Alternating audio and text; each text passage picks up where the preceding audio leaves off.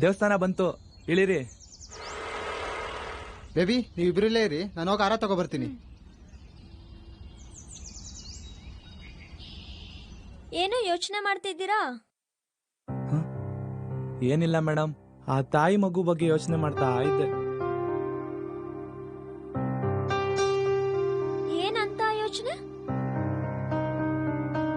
ಪಾಪ ಆ ತಾಯಿ ಬೆಳಗ್ಗೆಯಿಂದ ಬಿಸಿಲಲ್ಲಿ ಬೆಂದು ಆ ಹೂವ ಮಾರಿ ಅದೆಷ್ಟು ದುಡಿತಾಳೋ ಇಲ್ವೋ ಗೊತ್ತಿಲ್ಲ ಮೇಡಮ್. ಆದ್ರೆ ತಾನತ್ತಿದ್ದು ಆ ಮಗು ಹೊಟ್ಟೆ ತುಂಬಿಸ್ತಾಳೆ.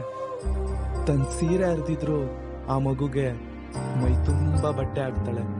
ಮುಂದೊಂದಿನ ಅದೇ ಮಗು ನಂತರನೇ ಕಷ್ಟಪಡದೆ ಈ ಸಮಾಜದಲ್ಲಿ ಒಂದು ಒಳ್ಳೆ ಸ್ಥಾನದಲ್ಲಿ ಇರ್ಲಿ ಅಂತ ಆ ಮಗುಗೆ ತನ್ನ ಜೀವ ತನ್ನ ಜೀವನ ಇವೆರಡನ್ನೂ ತ್ಯಾಗ ಮಾಡ್ಬಿಡ್ತಾಳೆ.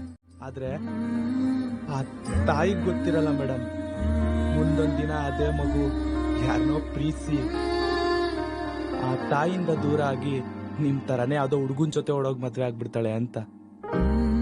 ಎಂತ ನಿಸ್ವಾರ್ಥ ಪ್ರೀತಿ ಅಲ್ವಾ ಮೇಡಮ್ ಆ ತಾಯಿದು.